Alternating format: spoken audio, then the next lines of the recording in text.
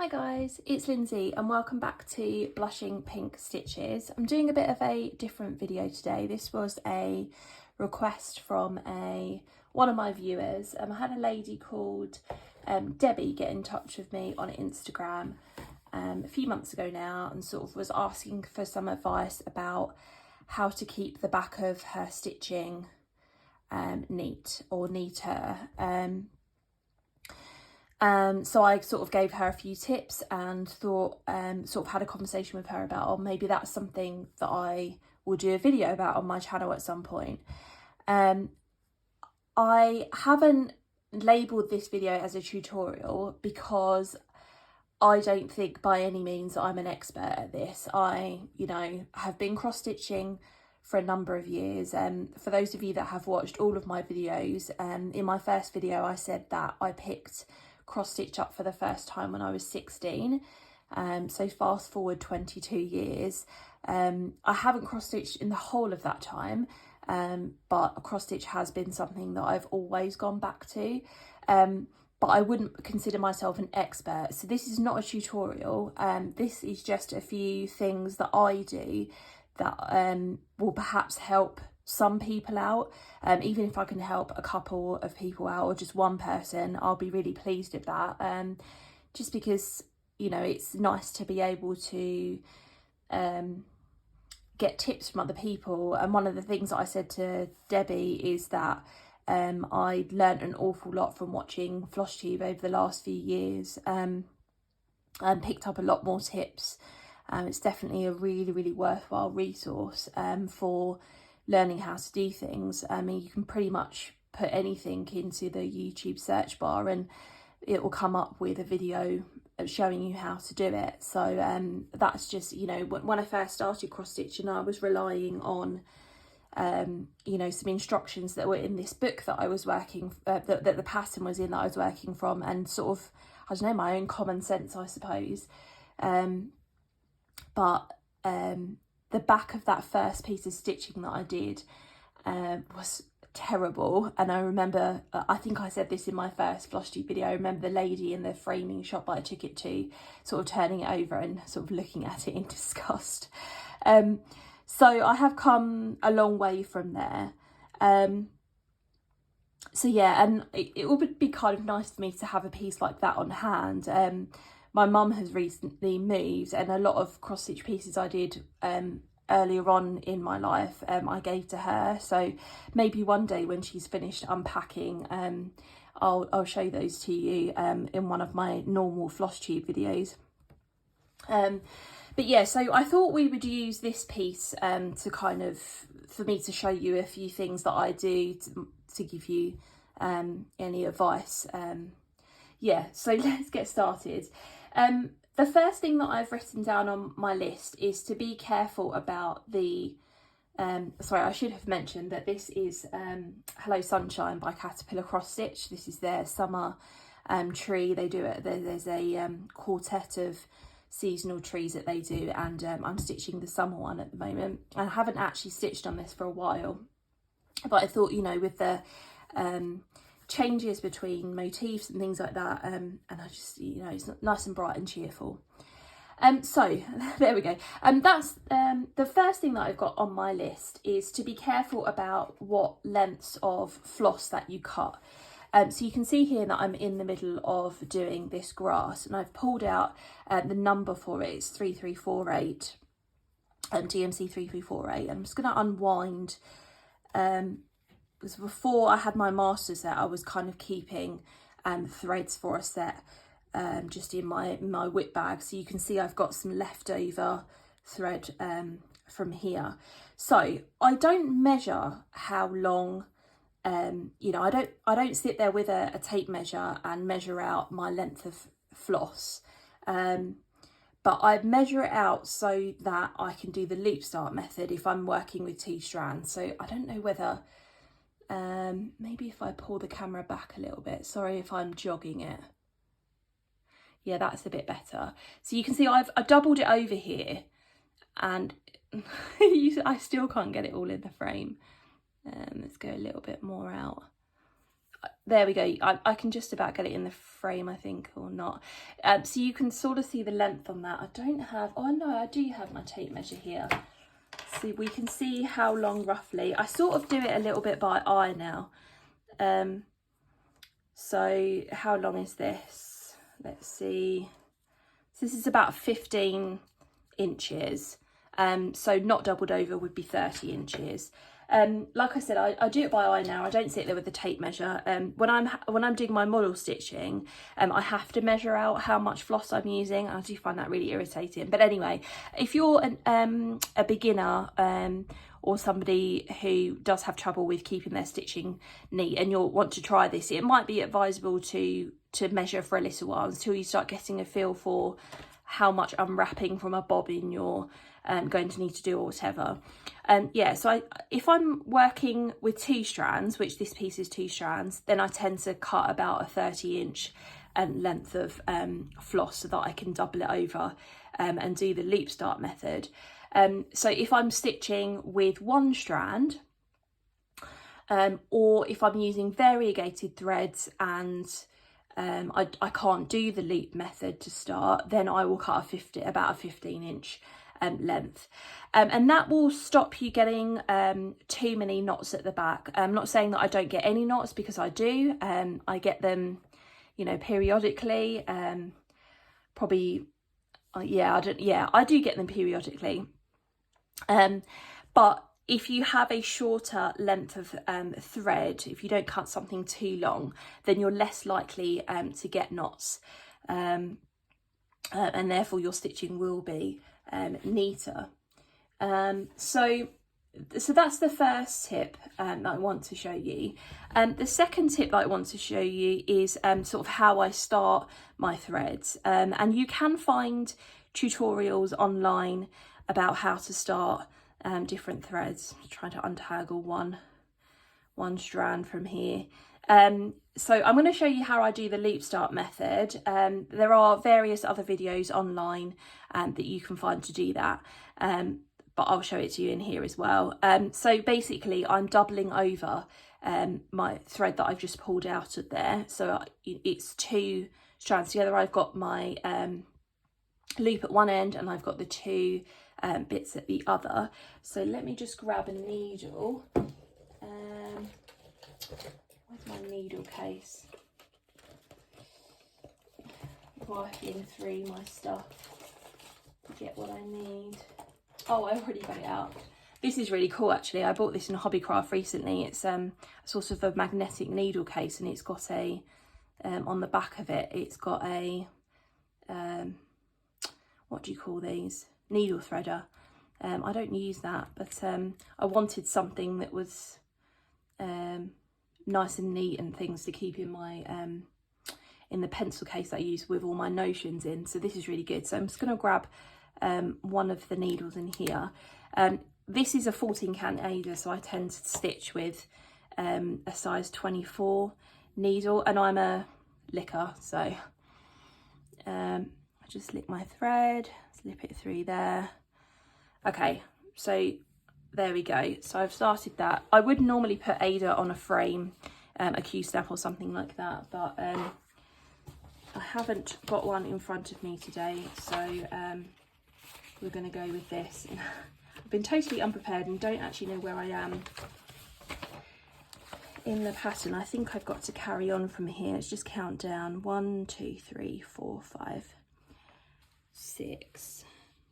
1, 2, 3, 4, 5, 6. So that's 1, 2, 3, 4, 5.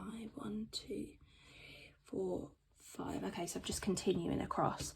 Okay, so what I do is I stick my needle up in the hole that I want to start in, pull it through until you kind of get the tail like this that's come through.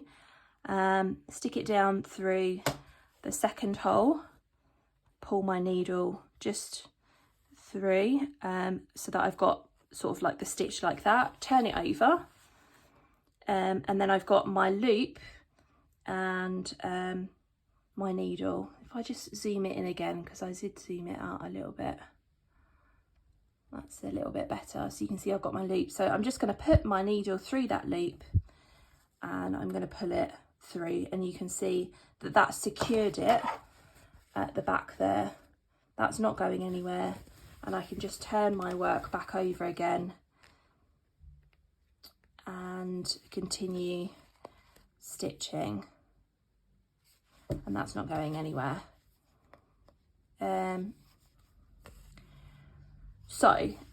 I do tend to, if I've got blocks of stitching like this in the same colour, I tend to do all of the first leg in a row and then come back and do all of the second leg. I find that keeps my stitching neat as well, so that might be, I don't know whether that's got a name to it, but that's something that I will do as well. So let me just end this thread here, and then I'll show you how I do, if I'm unable to do the loop start, what I would do in that situation. Let's just run this under here. Okay, grab some scissors.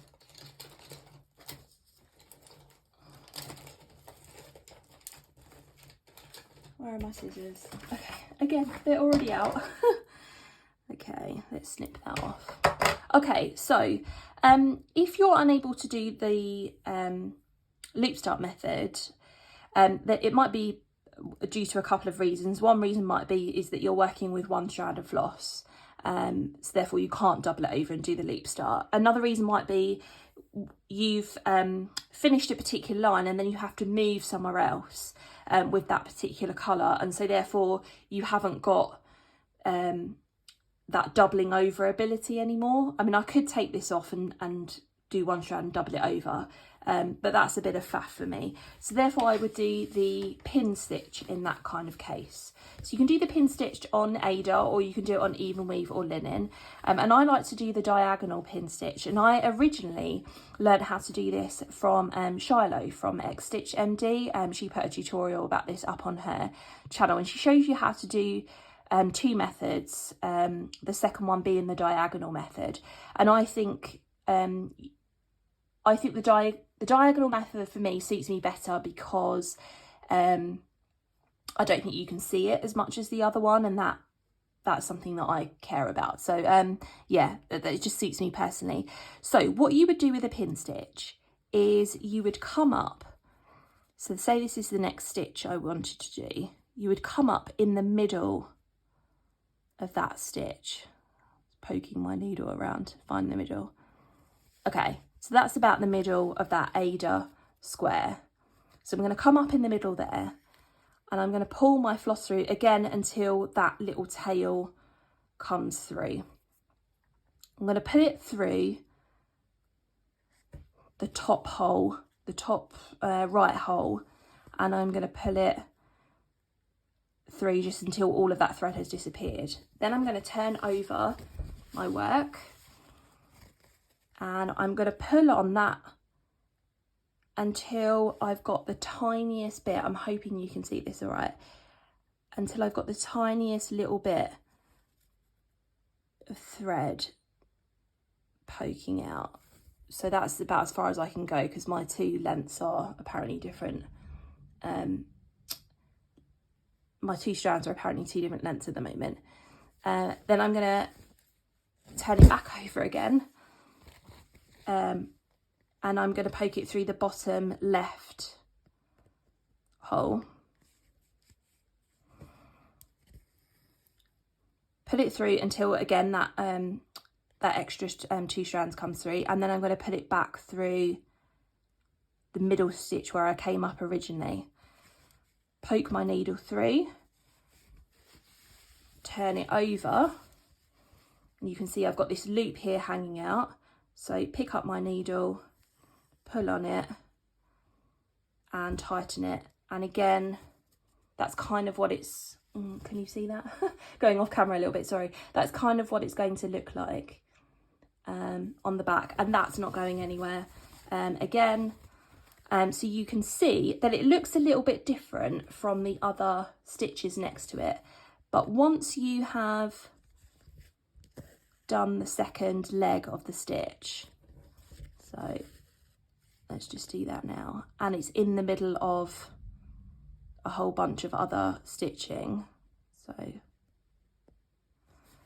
let's do another stitch next to it. There we go. You're not going to see the difference between those two. To me, they look the same. If you were going to really scrutinise the work, you might be able to see it. But again, if I turn my work over, like, it's so neat on the back. There's a little bit of a loopy thing there, but it's really nice and neat, and that keeps the stitching on the front neat as well. If I just pull that out, I will show you how I start with, well, actually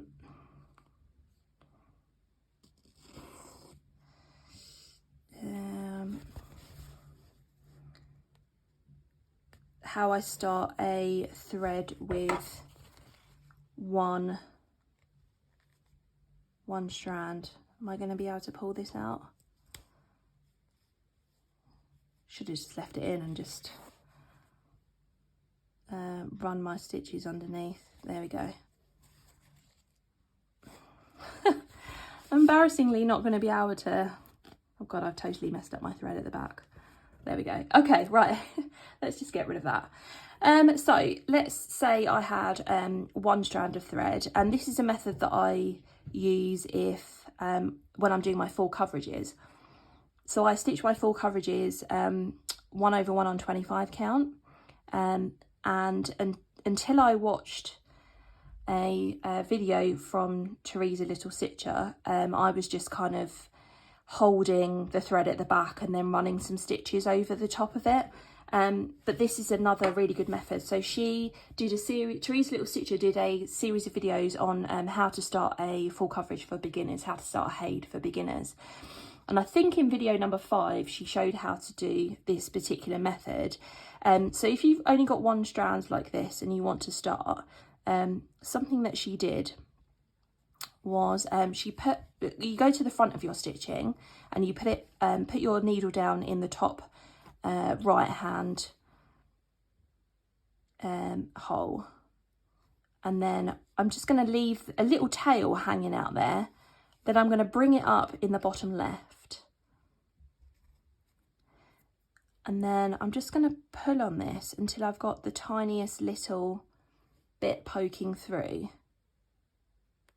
and then I'm going to put my needle back down into that hole. And you don't want to be tugging on this too hard, but you can see there, and if I bring that up again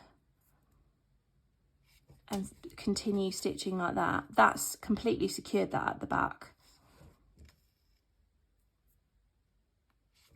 And again, if we turn to the back, God, there's a massive tail there now. That wasn't supposed to happen.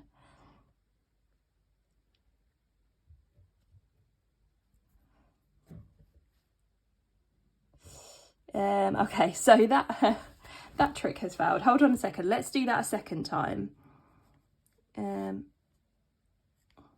Like I said earlier on in the video, I'm not an expert by any means. I'm just showing you some things that I've picked up over the years, but I'm not perfect by any means, and that was very well demonstrated there. So let's try that again. So back through there, leave a little tail. Oh no, it's fallen through. Leave a little tail hanging out, back up in the bottom corner,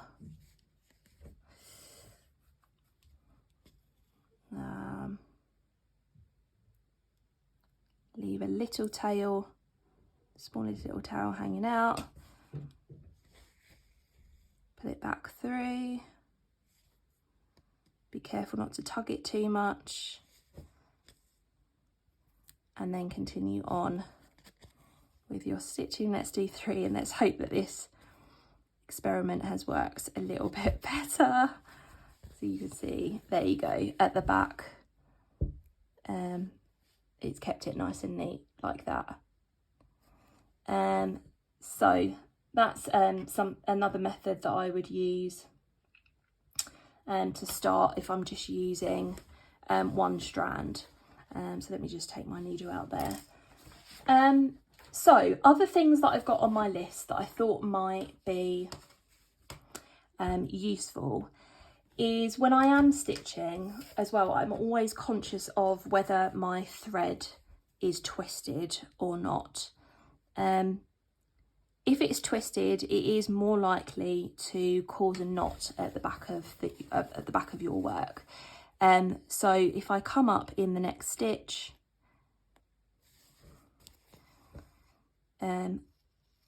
what I'm doing is kind of untwisting, and I'm conscious of how curly my thread is. Take it back through. Sorry, I knocked the camera there with my glasses. Back up again. I'm just noticing, I'm paying attention to how curly my thread is, twisting it a little bit to kind of untwist it, as it were. Back up again. So well, you don't want to work with a really twisted thread, because if it's really twisted, then it's more likely to knot and cause a mess on your work. I've got bits of thread hanging off there. So that's another thing to bear in mind. And then the other thing that I do is I run the thread through my fingers. So I'm putting my needle back through here, and at the back of my work, I don't know how I'm going to show you this. When I bring my needle up, I put my fingers like this. And so I'm kind of feeling the thread as it comes through, and therefore you're less likely to create a knot for that reason too. And sometimes I do the same at the front of my stitching. So again, it's that kind of movement. You've got me putting my fingers at the back, and I'm just running it through my fingers a little bit so I can feel, is it straight, is it okay? So it's another way of keeping your stitching looking nice and neat and tidy. Okay, the 7th thing that I've written down on my list is about ending your threads. So let's poke this back through again. So what I would generally do to end my threads is run them underneath stitching that I've done previously. I just run it under 3 or 4 of the stitches, pull it nice and taut. And then the thing that I've learned more recently about ending your threads is that you can snip them nice and close to the fabric.